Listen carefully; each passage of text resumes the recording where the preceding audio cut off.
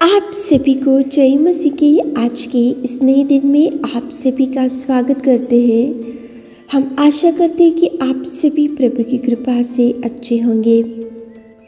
तो चलिए दिन की शुरुआत करने से पहले वचन की ओर ध्यान देंगे। उत्पत्ति 19वां अध्याय 26 वचन। लूत की पत्नी ने जो उसके पीछे थी दृष्टि फेर के पीछे की ओर देखा। मेरे प्रियो, आज की सुबह के समय में लूत की पत्नी को आपके सामने परमेश्वर पिता लेकर आ रहा है। लूत की पत्नी ने पीछे मुड़कर देखा और वो नमक का खंभा बन गई। मतलब यहाँ पर उसका जीवन पूरी रीति से नष्ट हो चुका, उसका जीवन पूरी रीति से खराब हो चुका। उसके जीवन में भयंकर मुसीबत का सामना उसको करना पड़ा। लूत की पत्नी को क्यों करना पड़ा? उसका कारण ये था मेरे प्रियो, क्योंकि जब सदोम को छोड़कर जाना पड़ा तो परमेश्वर पिता ने उनको बोला कि पीछे की ओर मुड़कर नहीं देखना, पीछे की ओर मुड़कर वहाँ पे पीछे की ओर नहीं देखना चाहिए। परमेश्वर पिता की ओर से एक आज्ञा निकला था। परमेश्वर पिता की ओर से उनको एक आज्ञा आई थी कि सदोम को जब छोड़कर जाना था तो पीछे की ओर नहीं देखना, पीछे की ओर आंखों से आंखें उठाकर नहीं देखना चाहिए और तुम लोग आगे बढ़कर ही जाना चाहिए। लेकिन लूत की पत्नी ने परमेश्वर की आज्ञा को नहीं सुना। लूत की पत्नी ने परमेश्वर की आज्ञा को बाजू में रखा। लूत की पत्नी ने परमेश्वर की बात को बाजू में रखा और लूत की पत्नी ने परमेश्वर की आज्ञा को धिक्कार दिया और उसने आंखें उठाकर पीछे की ओर मुड़कर देखा और उसकी जिंदगी पूरी नष्ट हो गई। मेरे प्रियो, परमेश्वर पिता ने जो कहने को बोलता है वही करने से आपका जीवन प्रभु बचा कर रखेगा। आंखों से देखकर उसने उसकी ज़िंदगी पूरी खराब कर ली। उसने आंखें उठाकर सदोम की ओर देखकर उसका जीवन पूरी रीति से बिगड़ गया। मेरे प्रियो, जब आत्मिक स्थिति में आगे बढ़ते रहते हैं तो आंखों से क्या देखते जा रहे हो? आंखें उठाकर क्या देखते जा रहे हो? आंखों से क्या देखने से क्या सुंदर लग रहा और क्या प्रभु ने क्या देखने को बोला और वो आंखों से आज आप क्या देखते जा रहे हो? मेरे प्रियो, लूत की पत्नी को देखो, प्रभु ने नमक का खंभा बना दिया। उसका जीवन एंड हो गया, उसका जीवन खत्म हो गया, उसका जीवन खराब हो गया, उसका जीवन वहाँ तक ही खत्म हो चुका। क्यों? क्योंकि उसने आंखें उठाकर पीछे की ओर मुड़कर देखा। जो ना करने की बात थी, जो ना देखने की देखो वहाँ पे परिस्थिति थी, लेकिन उसने देखा, आंखें उठाकर देखी और उसको देखो कितना नष्ट हो चुकी। मेरे प्रियो, आत्मिक जीवन में आगे बढ़ते रहते तो प्रभु क्या कहने को बोलता है, क्या देखने को बोलता है, क्या करने को बोलता है, क्या कहाँ पे जाने को बोलता है, कहाँ पे रुकने को बोलता है, कहाँ से शुरुआत करने को बोलता है, वही करो। वो उसके अनुसार करने से ही आपका जीवन खुशियों से प्रभु भर देगा। प्रभु जो देखने को बोलता है वो छोड़कर आपको जो अच्छा लगता है, जो सुंदर दिखता है, जो देखने को मन पसंद मन भाव होता है, तो उसको देखने से आपका जीवन नष्ट हो जाएगा। मेरे प्रियो, प्रभु ने उसको बोला कि पीछे की ओर मत देख, लेकिन उसने वही देखा और उसके जीवन में वो बहुत रीति से उसको नष्ट हो गई वो। मेरे प्रियो, प्रभु जो करने को बोलता है वही करो। क्या देख रहे आज आंखों से?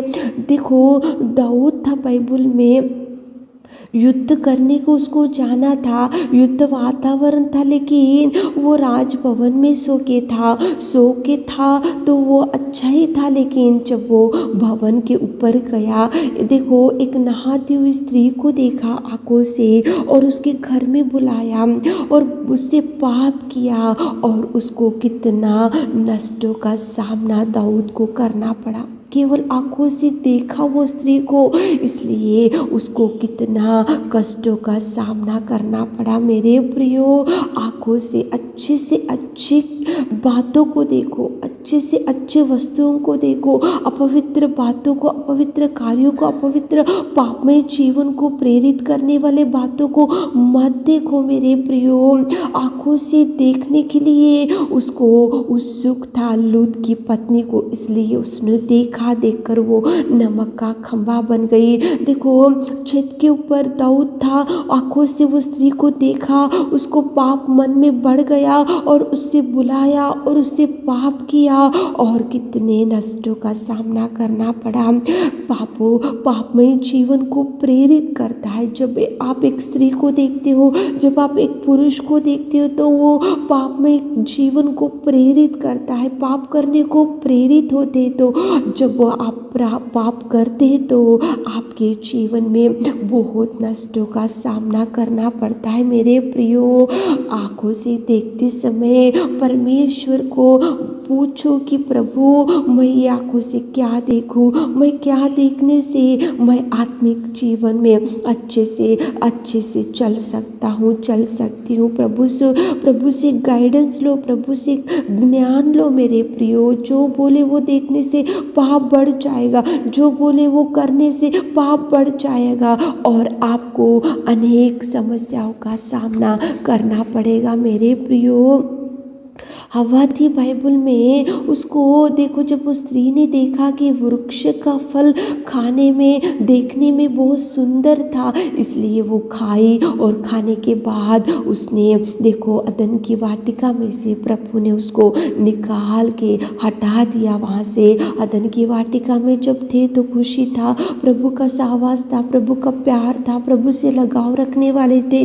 लेकिन जब वो स्त्री ने देखा का वृक्ष का फल बहुत सुंदर है, देखी वो तोड़कर वो खाकर वो पति को दी और वो अदन की वाटिका में से परमेश्वर ने उनको भगा दिया। मेरे प्रियो, आंखों से देखते समय बहुत सोच समझ कर देखो।